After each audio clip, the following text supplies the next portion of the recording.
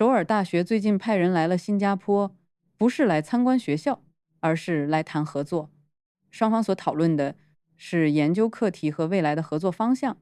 首尔大学是韩国最顶尖的大学之一，在教育研究领域内已有自己的积累和话语权。那为什么还要来新加坡呢？这次值得注意的就很明显了。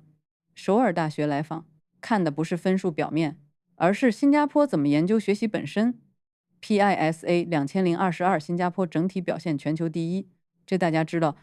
但更关键的是，要如何保持，如何守住领先，靠的已经不只是会考，而是更懂孩子怎么学。今天这篇就来和大家聊聊新加坡在教育研究这件事上做了什么，值得邻国顶尖大学专程来对接。很多人一听学习科学，会下意识觉得很虚，但其实它非常落地。它研究的不是孩子今天学了几页，而是知识在什么条件下真的能留得住、拿得出来。说得更直白一点，他关心4件事：怎么理解，怎么记住，怎么提取，怎么迁移。先说家长最熟悉的一个场景，孩子昨天还会，今天就忘。很多时候不是他不认真，而是只停在了看懂的阶段。看懂、听懂、抄完都会让人产生一种自己已经会了的感觉，但这种感觉很不可靠。真正能留下来的，通常不是重复观看，而是提取。在没有答案摆在眼前时，孩子也能自己讲出来、写出来、解释出来。再看第二个场景，题做了很多，题型一遍就不会。这里暴露的不是努力不够，而是孩子学到的是套路反应，不是概念结构。学习科学非常重视迁移，一个原理，换个题目还能不能认出来，换个生活情境还能不能用出来，这才决定孩子到了中学、大学以后还能不能跟得上。还有一种误区，家长也很容易被带进去，就是课堂很热闹，讨论很多，活动很多，就以为学习质量一定高。其实不一定，关键不是活动多不多，而是任务设计有没有逼孩子去比较、推理、解释和判断。新加坡像 NIE 这样的机构，价值就在这里。它不是凭感觉说哪种教法更好，而是长期研究，什么样的提问顺序更容易促成理解，什么样的反馈更能减少误解，什么时候适合直接讲，什么时候适合让学生自己探究。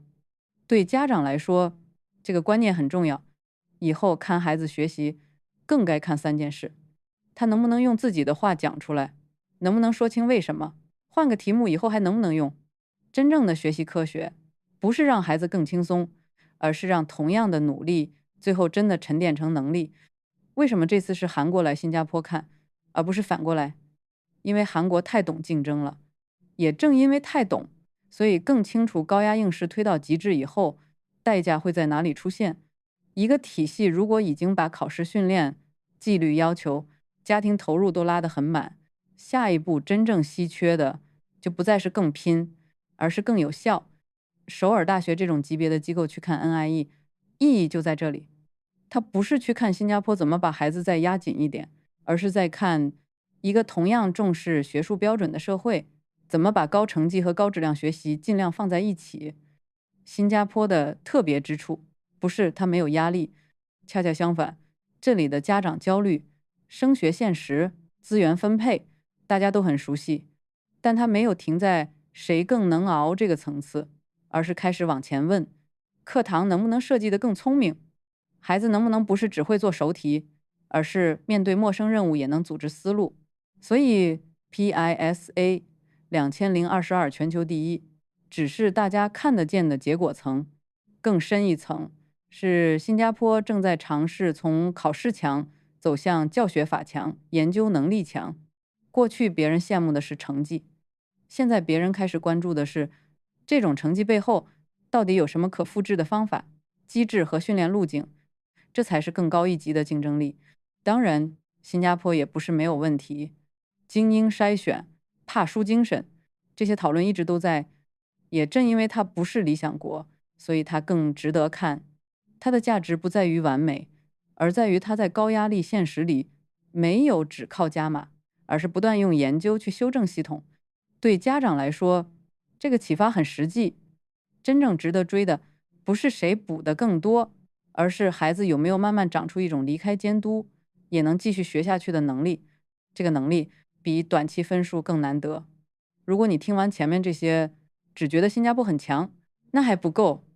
对家长真正有用的是把这套思路带回家里。第一件事，减少无效重复。很多家长一看到成绩波动，第一反应就是练得不够，于是马上加题、加卷、加补习。可问题常常不是量不够，而是卡点没找对。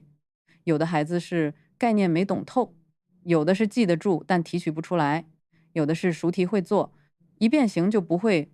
问题不同，补法完全不同。第二件事，把重看型学习慢慢改成提取型学习，不要总让孩子再看一遍笔记，再读一遍定义。看完以后，合上书，自己讲一遍。做完一道题，不只对答案，还要说清楚为什么这样做。如果条件改掉一步，会发生什么？真正费脑的那一刻，学习才开始沉淀。第三件事，用一点数据感，而不是情绪感。你不用做得很复杂，只要连续记录1-2周，孩子错的是审题、概念、计算、表达，还是时间分配？是晚上某个时段明显效率下滑，还是一遇到开放题就慌？这些信息比一句“你最近不够认真”有用得多。新加坡一直强调 teach less, learn more， 重点从来不是少学，而是更精准。包括这几年越来越多学校尝试用数字工具和个性化学习平台，真正有价值的也不是科技感，而是它能帮助老师和学生看见差异。谁卡在基础，谁卡在迁移，谁需要更多反馈。家庭教育也是一样，家长最重要的升级，不是管得更紧，而是判断得更准。未来真正吃香的孩子，不一定是小时候刷题最快的那个，而是能持续理解新东西，在陌生任务里保持学习能力的那个。这个方向才是新加坡教育最值得复制的部分。所以这件事最值得家长记住的一句，不是新加坡又赢了，也不是韩国也开始学了，真正重要的是教育竞争已经在升级，以后比的不只是孩子谁更早开始做题，而是谁更早学会正确的学习。新加坡真正被看上的不只是成绩，而是他开始认真研究成绩背后的学习到底是怎么发生的。这个差别很大，前者只能带来短期结果，后者才会带来长期能力。对每个家庭来说，考试短期内不会消失，竞争也不会消失，但你现在就可以先做一个调整，把注意力从孩子今天做了多少，慢慢移到孩子到底会不会学。如果你也认同，未来最重要的不是更早卷，而是更早掌握科学学习的方法，欢迎在评论区告诉我，你更希望孩子成为一个高分学生，还是一个真正会学习的人？如果你喜欢这期视频的内容，欢迎订阅频道。下一期我会继续讲不同年龄段的孩子怎么建立真正有效的学习系统。